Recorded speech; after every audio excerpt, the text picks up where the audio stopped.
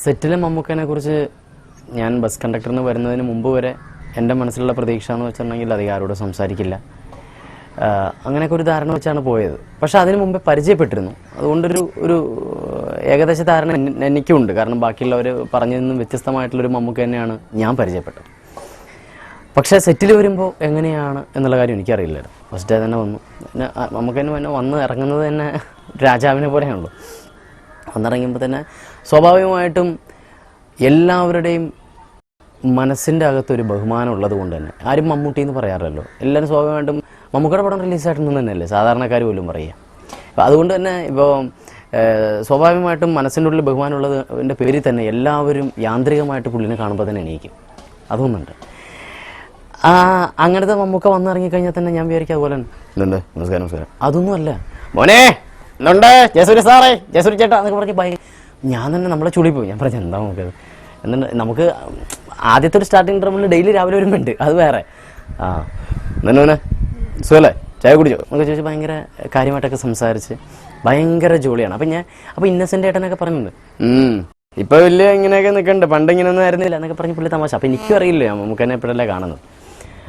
പുള്ളി പണ്ടൊക്കെ വളരെ ഇതായിട്ട് അധികമൊന്നും ആരോടും സംസാരിക്കില്ലായിരുന്നു എന്നൊക്കെ കേൾക്കണം. പക്ഷേ ഇപ്പോൾ ഭയങ്കര ജോളിയാണ്. എനിക്കതൊന്നും വിശ്വസിക്കാൻ പറ്റണില്ല. ഈ മമ്മൂക്കയായിരുന്നു നേരത്തെ എന്തുകൊണ്ട് മോനെ ഗുഡ് മോർണിംഗ് എന്നൊക്കെ പറയുന്ന മമ്മൂക്കനെ എനിക്ക് ചിന്തിക്കാൻ പോലും പറ്റണില്ല. അങ്ങനെ വളരെ ഫ്രീ ആയിട്ട് എല്ലാവരോടും ഇടപഴകാറുണ്ട്. മാത്രമല്ല ഫാൻസ് ഒരുപാട് വരും. ഇപ്പോൾ മമ്മൂക്കനെ കാണാനായിട്ട് എങ്ങനെ പോയാലും ഡെയിലി അന്നവിടെ ഞാൻ വിചാരിച്ചു സ്വീറ്റ്സ് കഴിച്ച് വല്ല ഷുഗർ കയറി മരിച്ചു പോകുന്നു വിചാരിച്ചു. കാരണം മമ്മൂക്കയുടെ ഓരോ പടങ്ങളും ഇങ്ങനെ ഹിറ്റായിക്കൊണ്ടിരിക്കുന്ന സമയത്താണ്. ബസ് കണ്ടക്ടർ ഷൂട്ടിംഗ് നടക്കുമ്പോഴത്തേക്ക് രാജമാണിക്കും ബൊമ്പൻ ഹിറ്റ്, മറ്റ് അപ്പുറത്ത് വേറെ ഹിറ്റ്, അങ്ങനെ ഹിറ്റ് കൊടുക്കുമ്പോഴത്തേക്ക് ഓരോ ഫാൻസ് അസോസിയേഷൻ വന്നിട്ട് ഇത്രയുള്ള ബോക്സുമായിട്ട് ഡെയിലി വരും, ഡെയിലി ലഡുവാണ്. അപ്പോൾ ഇങ്ങനെ ഏറ്റവും വലിയ പ്രത്യേകത എന്ന് പറഞ്ഞിട്ടുണ്ടെങ്കിൽ ഇത് തന്നെ ആദ്യം തന്നെ മമ്മൂക്ക ആരെങ്കിലും ഈ ലഡുവൊക്കെ വായിൽ വെച്ച് കൊടുക്കും. അതുപോലെ തന്നെ ഉച്ചയ്ക്ക് എന്തെങ്കിലും വിശേഷം ഉണ്ടെങ്കിൽ ബിരിയാണി അങ്ങനെ വല്ലതും ഉണ്ടെങ്കിൽ പുള്ളി തന്നെ ആദ്യം എല്ലാവർക്കും വിളമ്പി കൊടുക്കും. അപ്പോൾ അങ്ങനെ വളരെ ജോളിയായിട്ടുള്ള മമ്മൂട്ടിയാണ്. പക്ഷേ ജോലി തുടങ്ങിയാൽ ജോലി പോവും, പിന്നെ ജോലിയാണ്. കാരണം അദ്ദേഹം അതിന് മുമ്പ് തന്നെ കഥാപാത്രമായി മാറിയിട്ടുണ്ടാവും. ഇപ്പോൾ പറയുകയാണെങ്കിൽ ബസ് കണ്ടക്ടറിലൊരു ലാസ്റ്റ് ഒരു ക്ലൈമാക്സ് സീനുണ്ട്. അപ്പോൾ ഞാൻ പുള്ളിനെ തള്ളി പറയുന്നൊരു സീനുണ്ട്. പുള്ളി ഒരു അനിയനെ പോലെ കൊണ്ടു നടന്നിട്ട്,